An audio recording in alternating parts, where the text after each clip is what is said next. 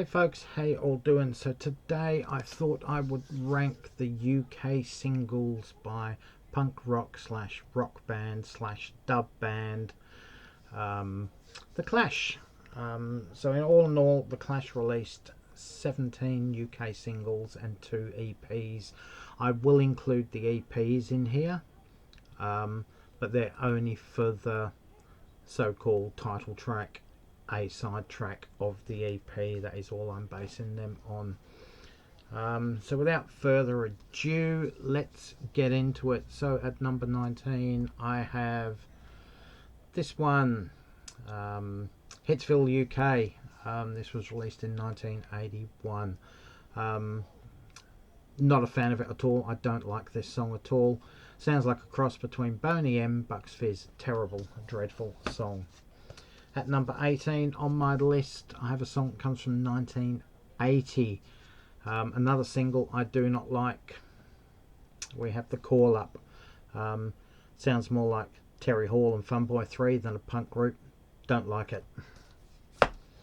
Number 17 on my list, from 1981, we have The Magnificent Seven. Again, not overly keen on this song.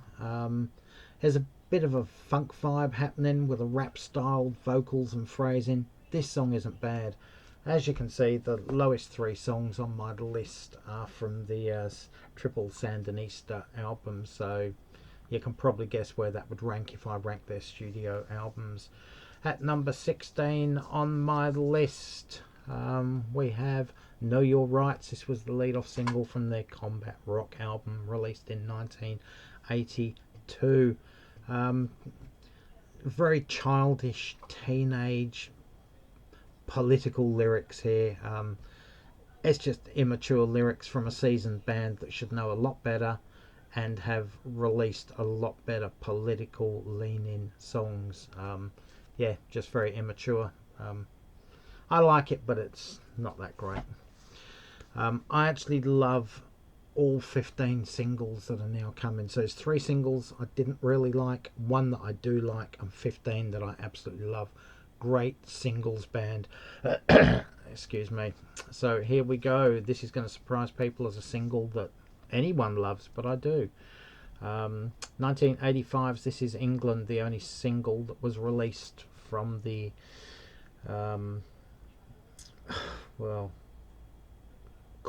Cut the Crap album. Great A-side. Wasn't keen on it when it first got released. I found it a bit underwhelming, flat, bland, but it's grown on me over the years. It's a shame the rest of the album wasn't half as good as this, but in my opinion, the single off the album should have been Three Card Trick, and even the B-side from this single, Do It Now, should have been an A-side. It should have even been on the album, not tucked away on a B-side. But yeah, do love this song.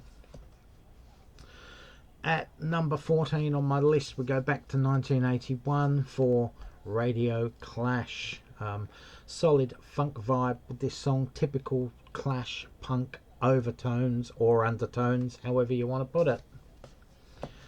At number 13 on my list, we go to 1980 with Bank Robber. Really love the reggae-ish overtones that these guys were using in their songs. I think they're absolutely great. A great single, but up till that point in 1980, I thought this was their weakest single to date when I look at the scores that I've given these songs, but I still love it. So at number 12, we go back to 1977 with their first EP, Capital Radio EP. Love the little acoustic opening sequence on this song. When you first hear it, you listen to it and you're going, oh my god, this is so not The Clash. And then bang, it just turns into that chaotic punk, guitar driven classic sound that we expect from 1977-78 Clash. Great stuff. At number 11 on my list, we go to 1978 with White Man in Hammersmith Palais. Punk meets reggae.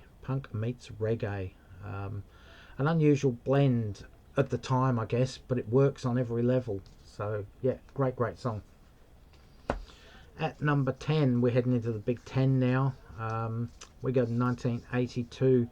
The second single from the Combat Rock album, Rock the Casbah. If this was Lynn's list, this would be bottom of the list. She cannot stand this single. Absolutely hates it. Even when I play it on YouTube, the video or whatever, she can't stand it. But I love it. I think it's a great song.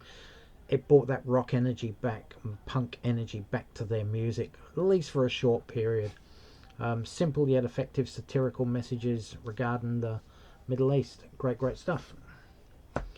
At number 9 on my list, we go to their only double A-sided single in the UK, 1982's Should I Stay or Should I Go, backed with Straight to Hell.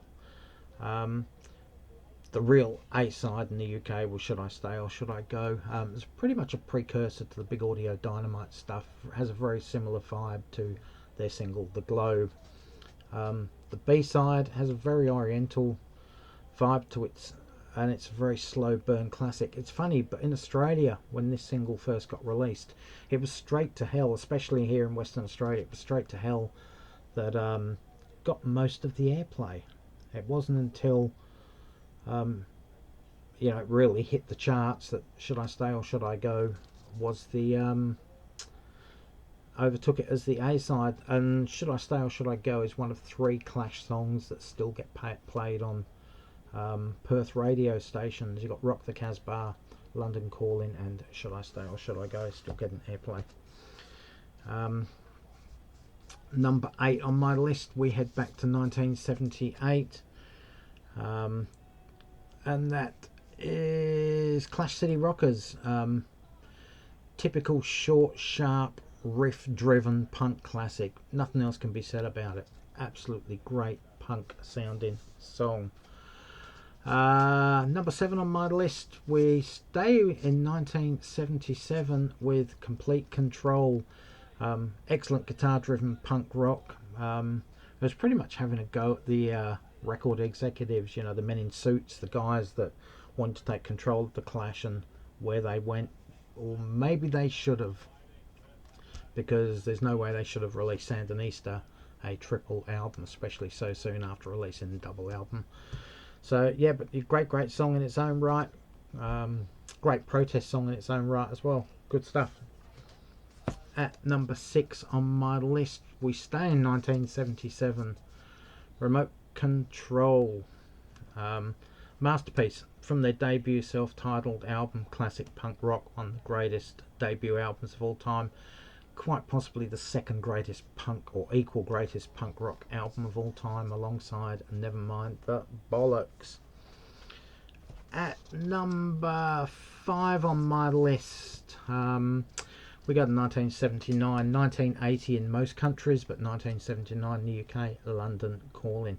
Probably their best known song, probably their most played song worldwide, and certainly the one that got most coverage on things like MTV, etc. I just love the phony Beatlemania line. It's so funny, and to think that a year later John Lennon would pass, and that phony Beatlemania took over again.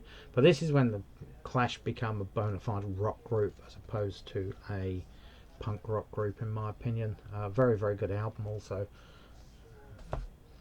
Where are we up to now? 1979 again, number 4 on my list. We go for the Cost of Living EP. The lead off track was I Fought the Law. It was a cover of a song by the Crickets from 1960. Yes, that's Buddy Holly's band, the Crickets, but it was after Buddy Holly died. The Crickets continued to release songs, and they recorded I Fought the Law. Bobby Fuller had a huge hit in 1966, huge worldwide hit with this song. The Clash recorded it. It really sounds like a Clash song. It's got all the angst. The lyrics are typical Clash as well. It was a well-picked cover song for them to record. Great stuff. So we're heading into my top 3 now. Fans of the Clash will know what these top 3 songs are. It just depends on what order you think they're going to be in as to whether they are controversial or not. So at number 3 on my list, I was judging, but these top three could have gone in any order. So I played them all again yesterday just to double check. And at number 3 came in their debut single, White Riot. 1 minute and 47 seconds of sheer blistering punk rock attitude. Absolute masterpiece. It eclipses any other punk single ever as far as real hardcore punk goes, in my opinion. Great straight stuff. Punk masterpiece, White Riot. At number 2 on my list, we go to 1979, and it is English Civil War, punk-driven UK-themed version of the US Civil War song When Johnny Comes Marching Home. Again, another cover song with a few little tweaks in the lyrics to make it quintessentially English. Great stuff. Again, could have been an original Clash song because the lyrics are just so Clash. Great stuff. Which means that my number 1 Clash single of all time, also like number 2, comes off the brilliant yet almost forgotten, overlooked, Give 'Em Enough Rope album, and this one is Tommy Gun. It's the pounding drums and thrashing guitars, especially the pounding drums, that make this my number 1, because it just sounds like a Tommy Gun. It's absolutely brilliant. So you got the pounding drums, which sounds like a Tommy Gun. You got the thrashing guitars. You got Joe Strummer's angst-driven voice. It's just pure punk power. Great stuff. So yeah, that's my countdown of the 17 UK punk singles by The Clash, and the 2 EPs as well. Let me know in the comments section below, what would your top 10 be? Are you happy with my top 10, or of what I think of the top 10 Clash singles as well as the rest of them? Would you rate This Is England as high as I did? Anyway guys, thanks for watching. Just leave your comments section below, give me a thumbs up, etc. Stay safe, take care, all for now, catch you around, and bye folks.